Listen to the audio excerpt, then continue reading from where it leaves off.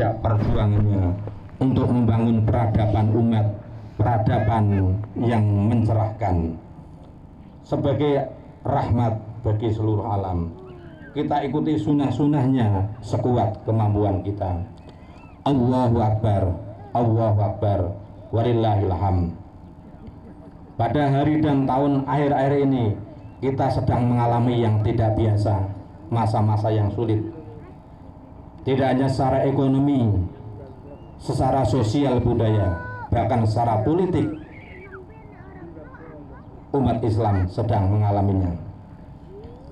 Kerusakan di mana-mana terjadi, baik di darat, laut maupun udara. Mari kita perhatikan sekeliling kita. Capung yang biasanya banyak berterbangan di sekitar kita, ini sudah mulai jarang kita temukan. Sumur-sumur yang biasa kita gunakan, ini sudah ada beberapa yang mengering. Dan sungai yang dulunya dalam, kita lihat sekarang semakin dangkal. Capung bisa menjadi tanda bagi tersedianya air bersih, sebab anakan capung hanya bisa hidup di air yang bersih. Sementara sebaliknya, nyamuk bisa menjadi tanda bagi tercemarnya lingkungan kita, karena nyamuk hanya bisa hidup di lingkungan yang kotor. Kita bisa mengambil pelajaran dari peristiwa yang terjadi di sekitar kita, sebagaimana yang pernah terjadi pada Musa ketika beliau menemui Khidir.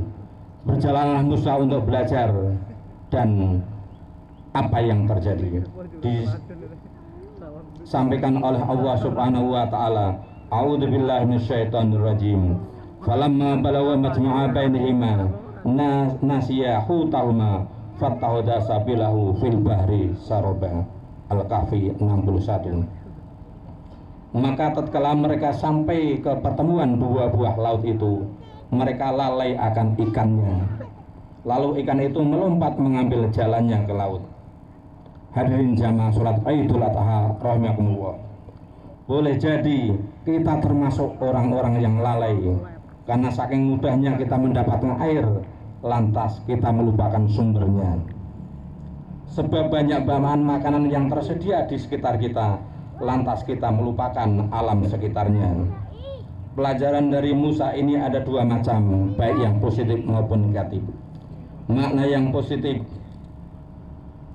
makna yang negatif adalah kelalaian kita bisa jadi membuat kita kehilangan sesuatu yang sangat kita butuhkan, sebagai Musa dan muridnya yang kehilangan bekal makanan yang mereka bawa.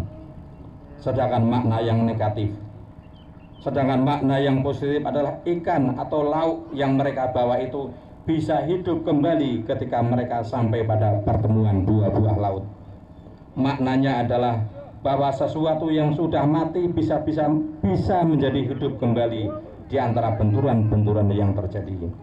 Boleh jadi dari berbagai macam benturan masalah yang kita hadapi, pertemuan antara satu masalah dengan masalah yang berikutnya, disitulah sesungguhnya terdapat sumber kehidupan. Allahu Akbar, Allahu Akbar, walillahil hamd.